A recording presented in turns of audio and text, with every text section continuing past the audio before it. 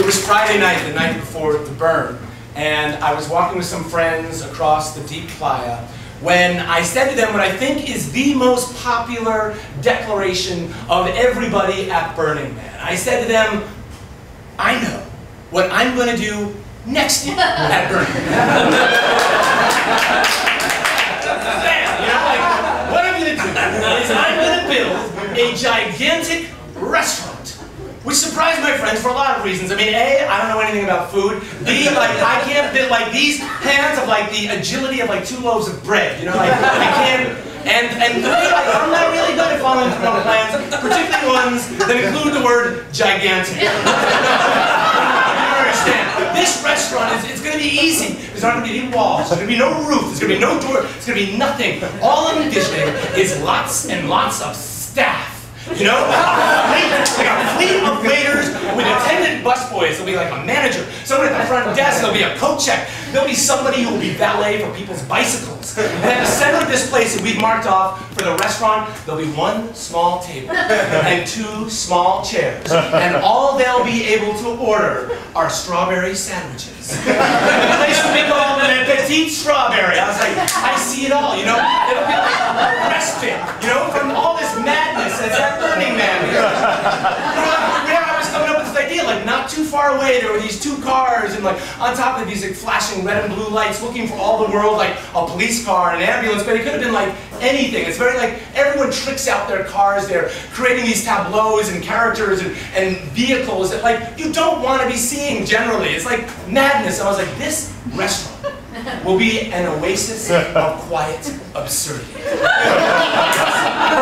And so for 11 months and 3 weeks, I was really enthusiastic about the idea. Until I'm returning to Burning Man the next year, my plane is touching down in Reno, and I'm thinking like, right, time to admit to myself, I haven't done anything about my idea. I'm gonna have to scale it back. So, which is how, when I finally opened up the Petit Strawberry, and I did open it up, it was me on a blanket surrounded by candles and with a tub of strawberries. But even that, it's like a miracle, okay? Because every day out at Burning Man, as the week's progressing, I'm like, I really got to open up my restaurant tonight, you know? And like the list of things you could do that are fun each night at Burning Man, like opening up my restaurant was like not even on the list, you know?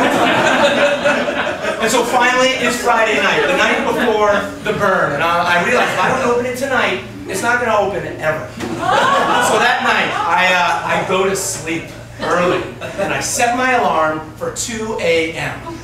When it goes off, I am freezing cold, because it gets really cold out there in the desert, and this night was particularly cold. And I lay there in bed thinking to myself, will the world really miss it?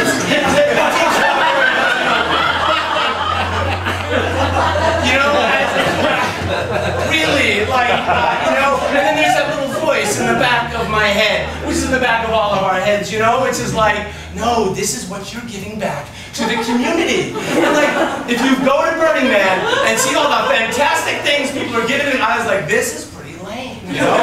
Like, the voice like, no, you have to do it. So I was like, fine. So I got up and I stuffed my blanket and the candles and my strawberries into this duffel bag, and I put on, you know, a warm coat, and I left my tent. And I was camping way out in an area called walk-in camping, which is way on the outskirts of the city. And I walked through the city, and it's at like the apex of its party. Like everyone's fully festooned and in all crazy states of mind and having a wonderful time. And I'm walking in jeans and a sensible coat with a duffel bag, and you know, like people look at me like, dude, you got off at the wrong stop. You know? Disassociated from Burning Man. And I get to the edge of the city and I keep walking. I walk out into the deep playa until I'm like, all right, this was generally where I was a year ago when I had the idea. And so I lay out my blanket and I put my candles in these little paper bags and I light them in a circle around me, and then I sit down and I wait. And I'm waiting for people, but you know, really, I'm hoping no one comes. And if anyone comes near, I kind of look away and I'm like, it's like like looking out at the Esplanade with all the lights and the domes and these fantastic works of art and fire blowing all over the place, like real money, time, energy, artistry that people have brought to entertain thousands of people. I'm like, what am I doing here? Who's gonna want to stop at 3 a.m., freezing cold, and like, I'll have a strawberry sandwich, whatever that is, you know? Like, over and over again, that question, you know, why am I here? This is a dangerous question to start asking yourself at Burning Man. You can start snowballing, you know? Like, why am I here? No, don't do that. Why, you know, like a year of planning and thinking, and this is what I came up with. Like, don't do it. And I'm trying to ask myself, like, how long do I have to stay out here? It's all like, well, they can go back home. That voice is like, one customer. You at least have to stay for one customer.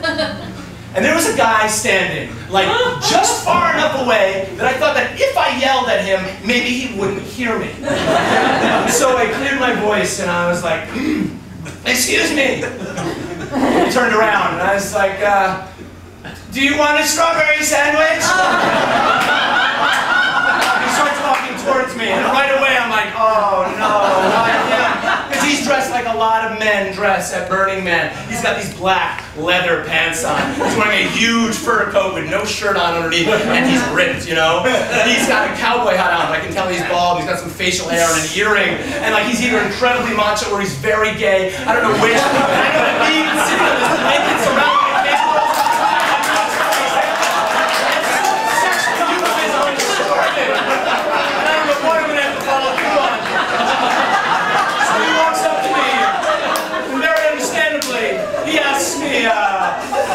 What? I'm like, this is my restaurant. It's called the Petit Strawberry. We make strawberry sandwiches here. Here's the menu. I give him the menu. Let me give him the menu. It's like the menu is written on like lime green, like oak tag paper in crayon. You know?